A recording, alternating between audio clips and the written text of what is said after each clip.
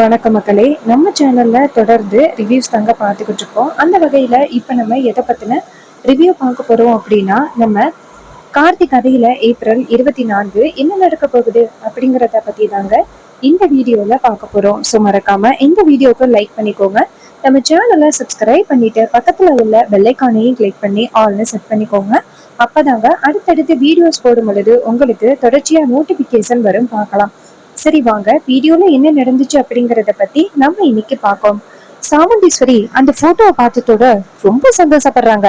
அப்ப சந்திரா இந்த போட்டோவை பார்த்துட்டு ரொம்ப அதிர்ச்சி ஆகுறாங்க.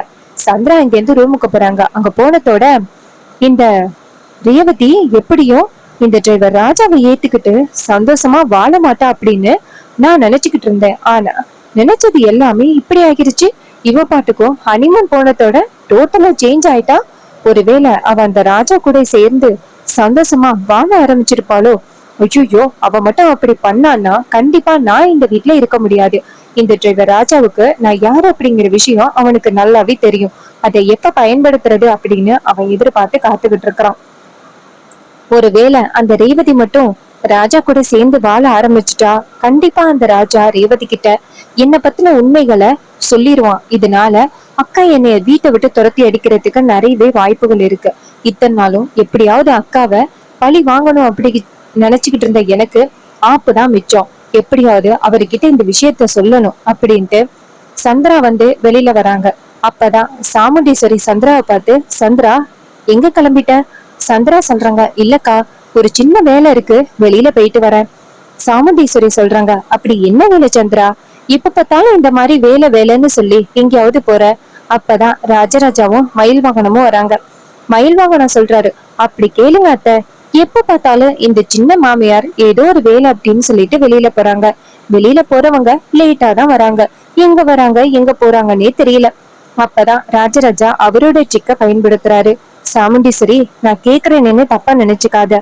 சந்திராவுக்கும் ஒரு எதிர்காலம்னு ஒண்ணு இருக்குல்ல. ஒண்ணு அவ சிவனாண்டி கூட சேர்ந்து வாழ்றாளா, இல்ல வேற ஏதாவது சந்திராவுக்கு கல்யாணம் பண்ணி வச்சிருவோமா? இதை கேட்டதோட சந்திரா கோவமா, மாமா என்ன இப்படி முட்டாள்தனமா பேசுறீங்க? நீங்க பாட்டுக்கும் வாய்க்கு வந்ததை பேசிக்கிட்டு இருக்கீங்க. அதுக்கு சாமுண்டீஸ்வரி கேக்குறாங்க, சந்திரா அப்படி என்ன அவரு தப்பா சொன்னாரு? உனக்குன்னு ஒரு எதிர்காலம் இருக்குல்ல. நீ பாட்டுக்கும் இந்த மாதிரி சிவனாண்டி கூட சேர்ந்து வாழ மாட்டேன் அப்படின்னு இங்க வந்து இருக்க. அதுவும் எனக்காக நீ எவ்வளவு பெரிய தியாகத்தை பண்ணிட்டு வந்திருக்க. உனக்கு ஒரு நல்ல வாழ்க்கைய ஏற்படுத்தி கொடுக்க வேண்டியது என்னோட கடமை இல்ல? இங்க பாரு, உனக்கு ஒரு நல்ல லைஃபை ஏற்படுத்தி கொடுக்குறேன். இது கேட்டதோட ரொம்ப அதிர்ச்சி ஆகுறாங்க சந்திரா. அக்கா என்னக்கா நீ இப்படி பேசுற? எனக்கு இந்த கல்யாணத்துல எல்லாம் கொஞ்சம் கூட விருப்பமே இல்ல. இங்க பாருக்கா, நான் உனக்கே வந்துட்டு கடைசி வரைக்கும் தங்கச்சியா இருந்துட்டு போறேன். இதுல எனக்கு எந்த ப்ராப்ளமும் இல்ல. அதுக்கு ராஜராஜா சொல்றாரு, இங்க பாரு சந்திரா, நீ வேணும்னா அப்படி பேசலாம், ஆனா வெளியில எல்லாம் என்ன பேசிக்கிறாங்க தெரியுமா? சாமுண்டீஸ்வரி மட்டும் 4 பொண்ணுங்க புருஷன் அப்படின்ட்டு சந்தோஷமா இருக்கா. ஆனா தங்கச்சியோட வாழ்க்கையை மட்டும் இப்படி கேள்விக்குறி ஆக்கிட்டாலே அப்படின்னு எல்லாரும் பேசுறாங்க. அப்ப சாமுண்டீஸ்வரி அதிர்ச்சியாகி, என்னன்னு சொல்றீங்க? மயில் வாகனம் சொல்றாரு, ஆமாத்த, அதை என் காது படவே கேட்டேன். எல்லாரும் தங்கச்சிய நீங்க வாழா வெட்டியா ஆக்கி வீட்டுக்குள்ள வச்சிருக்கீங்க அப்படின்னு பேசுறாங்க. இது கேட்டதோட நம்ம சாமுண்டீஸ்வரி சொல்றாங்க, இத்தனை நாளும் இது தெரிஞ்சுக்காம இருந்துட்டேனே. இங்க பாரு சந்திரா, உனக்கு நல்ல வாழ்க்கையை ஏற்படுத்தி கொடுக்க வேண்டியது என்னோட கடமை, சரியா? இது கேட்டதோட சந்திரா அமைதியா இருக்காங்க. அப்ப ராஜராஜா சொல்றாரு, இங்க பாரு சாமுண்டீஸ்வரி, சந்திராவுக்கு ஏத்த மாப்பிள்ள ஒருத்தனை தேடு. அவனுக்கும் சந்திராவுக்கும் கல்யாணத்தை பண்ணி வை. சந்திராவுக்குன்னு ஒரு எதிர்காலம் வேணும்ல. இதை கேட்டதோட சாமுண்டீஸ்வரியும் கூடிய சீக்கிரம் சந்திராவுக்கு ஒரு நல்ல வாழ்க்கையை ஏற்படுத்துறேன் அப்படின்ட்டு சொல்றாங்க. இதை கேட்டதோட சந்திராவுக்கு ரொம்ப அதிர்ச்சி. சந்திரா நேரா சாமுண்டீஸ்வரிய பார்த்து, அக்கா நான் கோயிலுக்கு போயிட்டு வரேன். சாமுண்டீஸ்வரியும் சரி போயிட்டு வா அப்படின்னு சொன்னதோட சந்திரா இங்க இருந்து கோயிலுக்கு போறாங்க. கோயிலுக்கு போறேன்னு சொல்லிட்டு நேரா சிவனாண்டி வீட்டுக்கு போறாங்க. அங்க போனதோட செம்ம கோவத்துல நேரா சிவனாண்டிய பாக்குறாங்க. என்னங்க, அக்காக்காரி வர வர ரொம்ப ஓவரா போயிட்டு இருக்கா. அவ அந்த ராஜராஜா மயில் வாங்கணும் இவங்க கூட சேர்ந்து என்ன பிளான் பண்ணிருக்கா தெரியுமா? சிவனாண்டி கேக்குறாரு, என்ன சந்திரா என்னாச்சு? சந்திரா சொல்றாங்க, எனக்கு இன்னொரு கல்யாணம் பண்ண போறாளாம். இது கேட்டதோட சிவனாண்டி அதிர்ச்சி ஆகுறாரு. என்ன சந்திரா இப்படி சொல்ற? அப்ப சந்திரா சொல்றாங்க, கேட்ட உங்களுக்கே இப்படி மனசு வேதனையா இருக்கு அப்படின்னா அவ சொன்ன போது நான் பக்கத்துல இருந்தேன், எனக்கு எப்படி இருந்திருக்கும். இது கேட்டதோட சிவனாண்டி சொல்றாரு, சந்திரா, நீதான் சந்திரா எனக்கு கடைசி வரைக்கும் ஒய்ஃபு, அவெல்லாம் அப்படி சொல்றா அப்படிங்கிறதுக்காக நான் ஏத்துப்பனா. இங்க பாரு, நீ கவலைப்படாத, என்னை தவிர்த்து வேற யாரும் உன்னை கல்யாணம் பண்ண முடியாது. சந்திரா சொல்றாங்க, என்னங்க நீங்க இப்படியே சொல்லிக்கிட்டு இருக்கீங்க, ஆனா அங்க என்ன நடக்குது தெரியுமா? அந்த ரேவதி ராஜா கூட சேர்ந்து வாழ ஆரம்பிச்சுட்டா. இனிமே நம்ம என்ன நினைச்சாலும் கண்டிப்பா அந்த ரேவதி ராஜா விட்டு பிரிஞ்சு வரமாட்டா அப்படிங்கறது நல்லாவே தெரிஞ்சு போச்சு. இது கேட்டதோட சிவனாண்டி கேக்குறாரு, என்ன சந்திரா இப்படி சொல்ற? அவதான் அந்த ராஜாவை டோட்டலா வெறுத்துக்கிட்டு இருந்தாளே. அப்ப சந்திரா சொல்றாங்க, என்னங்க அதெல்லாம் வெறும் நடிப்பு. நான் நினைச்சுக்கிட்டு இருந்தேன் அவ டோட்டலா இந்த ராஜாவை வெறுத்துருவா, அதுக்கப்புறம் அந்த ரேவதி வாழா வெட்டி ஆகிருவா அப்படின்னு நினைச்சேன். ஆனா நடந்ததே வேற. அந்த ரேவதி அந்த ராஜா கூட ஹனிமூன்ல ரொம்ப ஹாப்பியா இருக்கா. திவ்யான்னு ஏதோ ஒரு ஃப்ரெண்டு போயிருக்காளாம், அவ போட்டோஸ் எடுத்து ஷேர் பண்ணிருக்கா. இங்க பாருங்க, நான் சொல்றத நம்பலனாலும் இந்த போட்டோஸ பாருங்க. போட்டோஸ பார்த்ததோட சிவனாடிக்கு ரொம்ப அதிர்ச்சி. சந்திரா, என்ன இது? சந்திரா சொல்றாங்க, ஆமாங்க, பார்த்ததோட எவ்வளவு கோவம் வருது. இந்த ரேவதி அந்த ராஜா கூட வாழ மாட்டா அப்படின்னு நினைச்சேன், ஆனா இப்படி எல்லாம் மாறுவான்னு நான் எதிர்பார்க்கவே இல்லை. இப்ப நம்ம என்னங்க பண்றது? நம்மளோட அடுத்த பிளான் தான் என்ன? அப்ப சிவனாடி சொல்றாரு, சரி இந்த போட்டோஸ கூட ஃபர்ஸ்ட் இவன் யாரு அப்படிங்கறத தெரிஞ்சுக்கலாம். அட்லீஸ்ட் இவன் யாரு அப்படிங்கிற விஷயம் தெரிஞ்சாவது இவனை வீட்டு விட்டு துரத்துறதுக்கு ஒரு நல்ல வாய்ப்பு கிடைக்கும்ல அப்படின்ட்டு அந்த போட்டோஸ நேரா அவருக்கு தெரிஞ்ச எல்லாருக்கும் அனுப்புறாங்க. அவங்க எல்லாருமே அந்த போட்டோஸ பார்த்துட்டு, இவன் தான் இந்த ரேவதியோட புருஷனா அப்படின்னு சொல்லி கேக்குறாங்க. அப்பதான் விருமன் இந்த போட்டோவை பாக்குறாரு. விருமன் அந்த போட்டோவை பார்த்ததோட ஷாக் ஆகுறாரு. நேரா சிவனாண்டிக்கு போன் பண்றாங்க. சிவனாண்டி, விருமன் தான் போன் அடிக்கிறான் அப்படின்னு கேக்குறாங்க. சொல்லு விருமா. விரும சொல்றாரு, இங்க பாருங்க, கல்யாணத்தன்னைக்கு நான் அங்க வந்திருந்தேன். அப்ப இந்த பையனை தான் ரேவதி கல்யாணம் பண்ண போறா அப்படின்னு தெரிஞ்சு நான் ரொம்ப ஷாக் ஆயிட்டேன். எப்படியாவது இந்த கல்யாணத்தை நிப்பாட்டலாம் அப்படின்னு நானும் போய் மேடையில சொன்னேன், இவன் டிரைவர் அப்படின்னு, டிரைவர் இல்ல அப்படின்னு. ஆனா யாருமே கேட்கவே இல்லை. இங்க பாருங்க, இந்த போட்டோல இருக்கிறவன் சரியான கேடி. அப்ப சிவனாண்டி கேக்குறாரு, இவன் யாரு அப்படிங்கிற விஷயம் உனக்கு தெரியுமா விருமா? விரும சொல்றாரு, எனக்கா தெரியாது, இவன் அந்த ராஜி சேதுபதியோட பேரன். இதை கேட்டதோட சிவனாண்டிக்கு தலையில இடி விழுந்த மாதிரி ஒரு ஷாக்கு. அப்ப சந்திரா கேக்குறாங்க, என்னங்க என்னாச்சு? சிவனாண்டி சொல்றாரு, கொஞ்சம் பொறு சந்திரா. அப்ப விரும சொல்றாரு, இங்க பாருங்க, நான் சொல்றதை நீங்க நம்பல அப்படின்னாலும் அந்த ஊருக்காரவங்க கிட்ட போயிட்டு இந்த போட்டோவை காமிச்சு கேளுங்க. கொஞ்ச நாளைக்கு முன்னாடி கோவில் கும்பாபிஷேகத்தை நடத்துறதுக்காக ஒரு கோவிலை திறந்தாங்க. அந்த கோவிலை திறந்ததே இவன் தான். கோவிலை திறந்து சிவனுக்கு பூஜையும் பண்ணான். இவனை பத்தி தான் அந்த ஊர் ஃபுல்லா எல்லாரும் பேசிக்கிட்டு இருந்தாங்க. நான் சொல்றது பொய் அப்படின்னாலும் அங்க உள்ளவங்க கிட்ட கேட்டுப்பாரு. இதை கேட்டதோட ரொம்ப அதிர்ச்சி ஆகுறாரு நம்ம சிவனாண்டி. சிவனாண்டி இந்த அளவுக்கு அதிர்ச்சியா பேசிக்கிட்டு இருக்கிறத நம்ம சந்திரா கவனிக்கிறாங்க. சந்திரா கேக்குறாங்க, என்னங்க என்னதாங்க நடக்குது? ஏன் இப்படி அதிர்ச்சியா கேட்டுக்கிட்டு இருக்கீங்க? ஏதாவது பிரச்சனையாங்க? அவனை பத்தின உண்மை தெரிஞ்சிருச்சா சொல்லுங்க அப்படின்னு கேக்குறாங்க. அப்பதான் சிவனாண்டி சொல்றாரு, சந்திரா, நம்ம நினைக்கிற மாதிரி அவன் சாதாரண ஆள் எல்லாம் கிடையாது. அவன் சரியான ஏமாகாதவன். ரொம்ப பெரிய திட்டத்தோட தான் சாமுண்டீஸ்வரி வீட்டுக்குள்ளேயே அவன் வந்திருக்கான். இது கேட்டதோட சந்திரா கேக்குறாங்க, என்னங்க நீங்க சொல்ல சொல்ல எனக்கு ரொம்ப ஷாக் ஆகுது. யாருங்க அவன் அப்படின்னு கேக்குறாங்க. அதுக்குதான் சிவனாண்டி சொல்றாரு, இவனை பத்தின ஒரு சின்ன உண்மை தெரிஞ்சிருக்கு, நான் கேட்டு பாக்குறேன் இரு அப்படின்னு சொல்லிட்டு நேரா சிவனாண்டி சந்திரா கிட்ட, எனக்கு ஒரு முக்கியமான வேலை இருக்கு, நீ வீட்டுக்கு போ, நான் முடிச்சிட்டு வரேன் அப்படின்னு சொல்லிட்டு சந்திராவை வீட்டுக்கு அனுப்புறாங்க. அப்ப சந்திரா நினைக்கிறாங்க, இவருக்கு என்னாச்சு, ஏன் இப்படிப்பட்ட ஒரு குழப்பத்துல இருக்காரு, சரி நம்ம போவோம் அப்படின்ட்டு வீட்டுக்கு போறாங்க. அதுக்கப்புறம் நம்ம சிவனாண்டி நேரா கார்த்தியோட ராஜ சேதுபதியோட ஊருக்கு போறாங்க. அங்க போயிட்டு நேரா அந்த போட்டோஸ காமிக்கிறாங்க. காமிச்சு, இவன் யாருன்னு தெரியுமா அப்படின்னு கேக்குறாங்க. அவங்க அந்த போட்டோவை பார்த்துட்டு, இவருதான் சின்ன முதலாளி, உங்களுக்கு தெரியாதாயா, இப்பதான் இந்த ஐயா வீட்டுக்கு வந்திருக்காங்க. இது கேட்டதோட சிவனாண்டிக்கு ரொம்ப அதிர்ச்சி. என்னடா சொல்றீங்க? அவரு சொல்றாரு, சார் என்ன சார், இவரை பத்தி உங்களுக்கு தெரியாதா அப்படின்னு சொன்னதோட கார்த்திக்கு பேரதிர்ச்சியா இருக்கு. சிவனாண்டிக்கு பேரதிர்ச்சியா இருக்கு. அப்ப இவன் அந்த ராஜ சேதுபதியோட பேரனா? இத பத்தி இப்பவே சாமுண்டீஸ்வரி கிட்ட சொல்லணுமே அப்படின்ட்டு நேரா சாமுண்டீஸ்வரிக்கு போன் பண்றாங்க. சாமுண்டீஸ்வரி போனை பார்த்துட்டு, இப்ப எதுக்கு இவன் போன் பண்றான் அப்படின்னு போன் அட்டென்ட் பண்ணி, ஏய் இப்ப உனக்கு என்ன வேணும், இப்ப எதுக்குன்னு எனக்கு தேவையில்லாம கால் பண்ணிருக்க அதுக்கு சிவனாண்டி சொல்றாரு, ஏ சாமுண்டீஸ்வரி, இத்தனை நாளும் நான் தான் உனக்கு எதிரி அப்படின்னு நீ நினைச்சிட்டு இருந்தியல்ல, இப்ப உனக்கே தெரியாம ஒருத்தன் உனக்கு ரொம்ப பெரிய ஆப்பு வச்சிருக்கான். இத கேட்டதோட சிவனாண்டி கேக்குறாங்க, ஹே என்ன பேசுற? அதுக்கு சிவனாண்டி சொல்றாரு, இங்க பாரு, நீ இப்ப வந்தியன்னா உனக்கு ரொம்ப அதிர்ச்சியான ஒரு உண்மைய சொல்ல போற. இது கேட்டதோட நம்ம சாமுண்டீஸ்வரி கேக்குறாங்க, என்ன அப்படின்னு அதிர்ச்சியான உண்மையை சொல்ல போற? நீ எப்படிப்பட்ட ஃப்ராட் அப்படிங்கறது எனக்கு தெரியும். நீ சொல்றது எல்லாத்தையுமே நான் நம்புவேன் அப்படின்னு நீ நினைச்சிட்டு இருக்காத. அதுக்கு சிவனாண்டி சொல்றாரு, நீ வா அப்படின்னு சொன்னதோட சாமுண்டீஸ்வரியும் இங்க இருந்து சிவனாண்டிய பாக்குறதுக்கு கிளம்புறாங்க. அப்ப சந்திரா கேக்குறாங்க, அக்கா என்னக்கா எங்கேயோ அவசர அவசரமா கிளம்புற? சாமுண்டீஸ்வரி சொல்றாங்க, அந்த சிவனாண்டி என்னன்னு தெரியல, என்ன நேர்ல சந்திக்கணும்னு சொல்லி கூப்பிடுறான். அதுக்கு சந்திரா சொல்றாங்க, அக்கா தனியாவ போற? நானும் வரவா?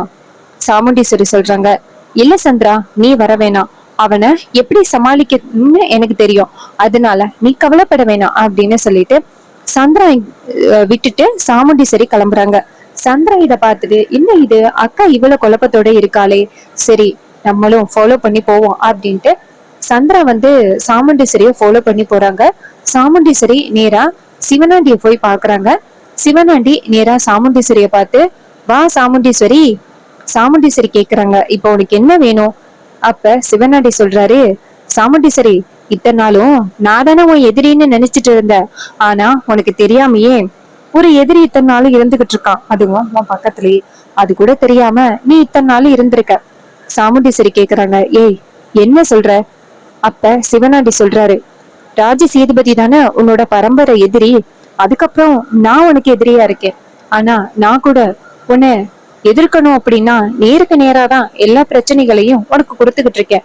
ஆனா மறைமுகமா இருந்து உனக்கு எந்த பிரச்சனையும் இது வரைக்கும் கொடுத்தது இல்ல. அப்படிப்பட்ட ஆளும் இந்த சிவனாண்டி கிடையாது. ஆனா உன் கூடவே இருந்து உனக்கு ஒரு துரோகத்தை ஒருத்தன் பண்ணிருக்கான். அப்ப சாமுண்டீஸ்வரி கேக்குறாங்க, ஏய் இப்ப நீ யாருன்னு சொல்ல போறியா இல்லையா? சிவனாண்டி சொல்றாரு, வேற யாரு, மாப்பிள்ள மாப்பிள்ளன்னு சொல்லி தலையில தூக்கி வச்சுக்கிட்டு கொண்டாடிக்கிட்டு இருக்கியே அவன்தான். அப்ப சாமுண்டீஸ்வரி கேக்குறாங்க, நீ யார சொல்ற? மயில் வாகன மாப்பிள்ளைய சொல்றியா? அப்ப சிவனாண்டி சொல்றாரு, அவனை ஏன் சொல்ல போறேன், அவன் சரியான டம்மி பீஸ். அவனை பத்தி பேசி என்ன ஆக போகுது? நான் சொல்றது உன்னோட ரெண்டாவது மாப்பிள்ள ராஜா, டிரைவர் ராஜான்னு தலையில தூக்கி வச்சுக்கிட்டு கொண்டாடினீங்க. அவனை அவசரப்பட்டு உன் பொண்ணுக்கு கல்யாணம் பண்ணி வைக்காதுன்னு நான் கூட உன்கிட்ட சொன்னேனே, ஞாபகம் இருக்கா? இது கேட்டதோட சாமுண்டீஸ்வரி கேக்குறாங்க, ஏன் மாப்பிள்ளைக்கு என்ன குறைச்ச? அதுக்கு சிவனாண்டி சொல்றாரு, இங்க பாரு, உன் மாப்பிள்ள உனக்கு எவ்வளவு பெரிய ஆப்பு வச்சிருக்கான் அப்படிங்கறத கொஞ்சம் நான் சொல்றேன், அதை கேளு. இது கேட்டதோட சாமுண்டீஸ்வரிக்கு பேரெதிர்ச்சியா இருக்கு. இங்க பாரு, என் மாப்பிள்ளைய பத்தி ஏதாவது தப்பா சொல்லி என் குடும்பத்தை பிரிச்சு விடலாம் அப்படிங்கறதுக்காக நீ முயற்சி பண்றதானே? அதுக்கு சிவனாண்டி சிரிக்கிறாரு, ஏ உனக்கு கொஞ்சம் கூட இன்னும் அறிவே இல்ல. நான் உனக்கு நல்லதுக்காக தான் நான் இதெல்லாம் சொல்லிக்கிட்டு இருக்கேன். ஆனா இன்னமும் நீ என்னைய தப்பா தானே நினைச்சுக்கிட்டு இருக்க. சாமுண்டீஸ்வரி, அந்த ராஜ சேதுபதி இருக்கான் பாரு, அவன் இத்தனை நாளும் எப்படியாவது அவனோட பேரனை உன் பொண்ணுக்கு கல்யாணம் பண்ணி வைக்கணும் அப்படின்னு என்னெல்லாம் பிளான் பண்ணிக்கிட்டு இருக்கான் அப்படிங்கறது உனக்கு தெரியுமா? இது கேட்டதோட ரொம்ப அதிர்ச்சி ஆகுறாங்க நம்ம சாமுண்டீஸ்வரி. சாமுண்டீஸ்வரி சொல்றாங்க, அவன் என்னெல்லாம் பிளான் பண்ணிக்கிட்டு இருக்கான் அப்படிங்கறது எனக்கு நல்லாவே தெரியும். அத பத்தி நீ சொல்ல வேண்டிய அவசியம் கிடையாது. ஆனா அவன் என்ன பிளான் பண்ணாலும் அது கண்டிப்பா ஒர்க் அவுட் ஆகாது. ஏன்னா என் பொண்ணுக்கு தான் எனக்கு பிடிச்ச ஒருத்தனை கல்யாணம் பண்ணி வச்சுட்டேனே. சிவனாண்டி சொல்றாரு, உனக்கு பிடிச்ச ஒருத்தனை உன் பொண்ணுக்கு கல்யாணம் பண்ணி வச்சுட்டோம் அப்படின்னு நினைச்சு நீ ரொம்ப சந்தோஷமா இருக்க.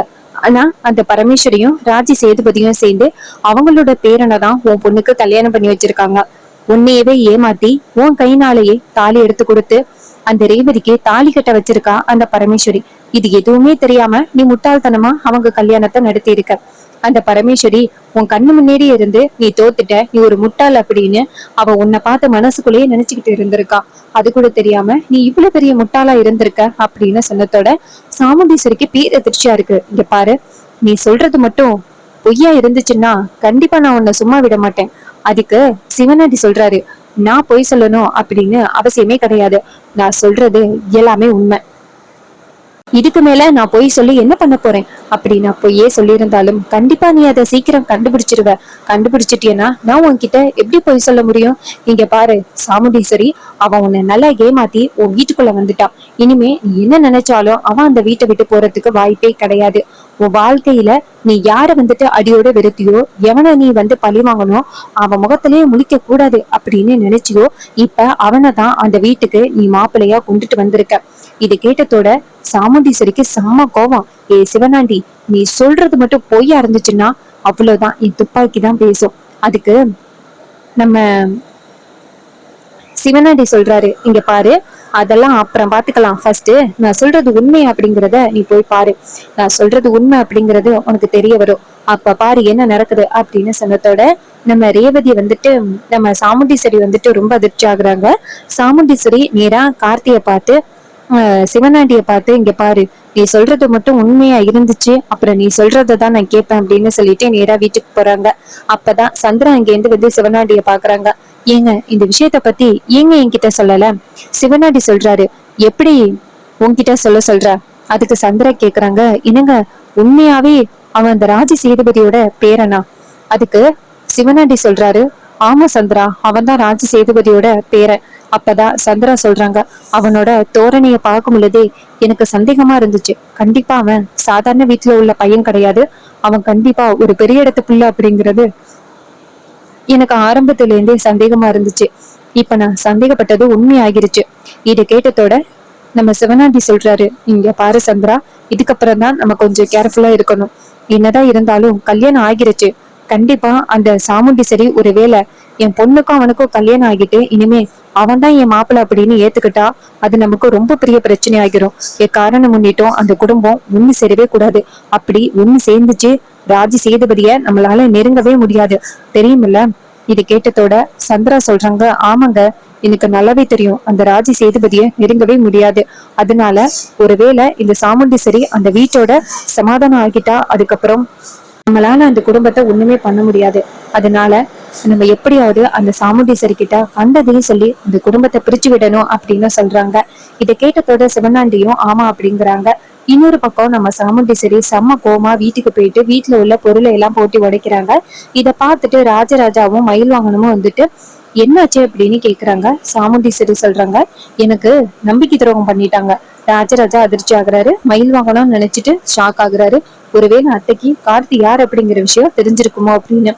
சாமுண்டீஸ்வரி சொல்றாங்க, வீட்டுக்குள்ளேயே வந்து என்னையே ஏமாத்தி என் பொண்ணையே கல்யாணம் பண்ணியிருக்கான். அந்த ராஜ சேதுபதி எவ்வளவு திமிரு இருந்தா அவன் பேரை நீங்க அனுப்பி என்னை ஏமாத்தி இருப்பான். நான் விட மாட்டேன், அந்த குடும்பத்தையே காலி பண்ண போறேன் அப்படின்னு சாமுண்டீஸ்வரி செம்ம கோவப்படுறாங்க. சோ இதை கேட்டுட்டு ராஜ சேதுபதியும் ரொம்ப அதிர்ச்சி ஆகுறாரு. சோ இந்த ப்ரெடிக்ஷன் உங்களுக்கு எந்த அளவுக்கு பிடிச்சிருந்துச்சு அப்படின்னு இந்த வீடியோக்கு மறக்காம லைக் பண்ணிக்கோங்க. நம்ம சேனலை சப்ஸ்கிரைப் பண்ணிட்டு பக்கத்துல உள்ள பெல் ஐகானையும் கிளிக் பண்ணி ஆல்னு செட் பண்ணிக்கோங்க. அப்பதாங்க அடுத்தடுத்து வீடியோஸ் போடும் பொழுது உங்களுக்கு தொடர்ச்சியா நோட்டிபிகேஷன் வரும். பார்க்கலாம். தேங்க்ஸ் ஃபார் வாட்சிங்.